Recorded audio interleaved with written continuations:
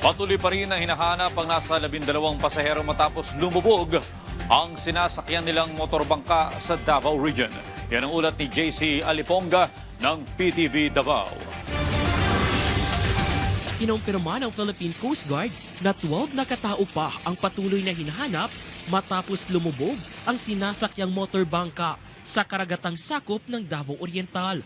Sa 13 na sakay ng motorbangka, iisa pa lamang ang na-rescue na kinilalang si Christopher Bulig, isang crew member.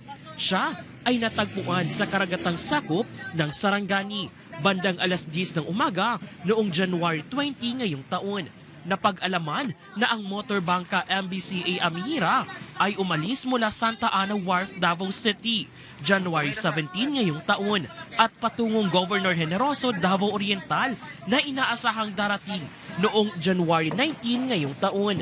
Batay sa salaysay ng survivor, naglalayag sila sa Davao Gulf nang biglang salubungin sila ng malakas na alon at agos ng tubig na naging dahilan ng pagtagilid at paglubog ng kanilang motorbangka. Dagdag pa nito, sinubukan niyang lumangoy patungo sa dalampasigan, ngunit dahil sa lakas ng alon, gutom at pagod, ay nagpasya na lamang siyang magpa-floating hanggang sa makita siya ng mga otoridad. Generally, safe naman po itong ating na-rescue.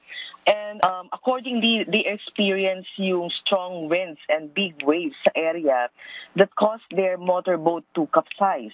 After po nung insidente na yon, some of the passengers were able to hold on to a floating debris and they were able to group themselves together po sa area po yan ng Davao Gulf.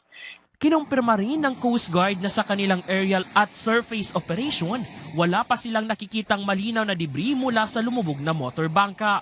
Sa ngayon, patuloy pa rin ang search and rescue operations sa Davao Gulf at umaasa ang mga otoridad na matagpuan pa ang iba pang nawawalang pasahero.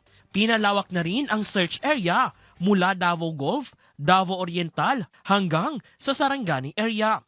Ginagamit na rin ang lahat ng available floating assets at aerial assets upang mapabilis ang operasyon. Focus po ngayon ang lahat ng teams po muna sa search and rescue efforts po natin. But definitely, lahat po ng sites na yan, yung mga information would be form part of the investigation. Nagpaalala naman ang Philippine Coast Guard sa publiko na sumunod sa mga abiso ng otoridad, lalo na sa mga naglalayag. Kahit wala po tayong nakataas na signal or wala po tayong mga bagyo, no, we always advise them to always check po yung sea condition ng area kasi iba't ibang area may mga peculiarities din po yan. Pangalawa is to always check po yung mga weather updates and advisories na ibinibigay po sa atin ng Pag-asa. Always equip their boats of life-saving equipments and palagi po nilang kukunin yung number ng Philippine Coast Guard. So in case na magkakaroon po ng aberya. Sa ngayon, patuloy ang paghahanap sa mga nawawalang sakay ng MBCA Amihira.